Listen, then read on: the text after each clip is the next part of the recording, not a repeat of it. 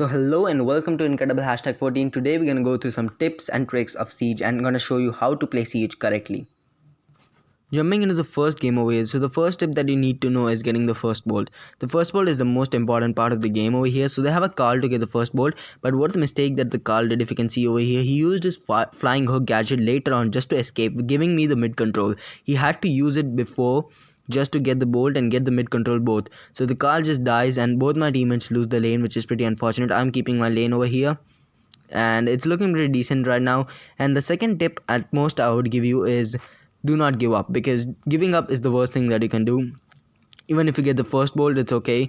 Even if you do not get the first boss, it's okay. Even if you do not get the second boss, it's okay, but try to get the third boss and just try to get enough damage on the Ike. So if you can see, they have got an insane amount of damage over here, 62% left only on our Ike, and our body just trades his skill with the Carl, which is good. Our max on the Rico is a good lane again, so always keep track of your lanes, because that's what's gonna help you win your lane.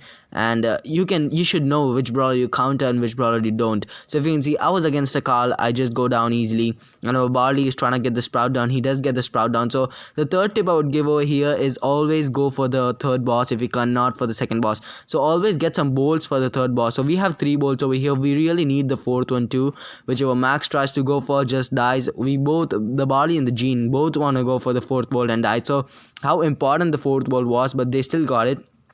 So it's still okay, as you know the second rule, which is not giving up. So we are still not giving up. We are using the gadget just to take the boss down and all of the 3 people on the boss, because we know that it's very hard. So if you can see, we're on a spawn trap and just 25 seconds left over here, which is very bad for us. We are trying to gain control. They have 2 to 3 bolts. We still have the bolt lead, no more. It's already a tie, and we still need to get control of mid, and we do get the control of mid. The Barley gets the Sprout down. I have the super. I'm just one shot from the super. I do get the super down. The pull on the Rico to get the Rico down. It's an absolute team wipe, which you need the clutch plays at the end of the siege. Obviously, if you want to win siege, you will get some clutch plays too. So if you can see, we get the last boss over here, which was what I was telling, not giving up and getting the last boss. So we do get it, and now we need to do enough damage to get that out of there.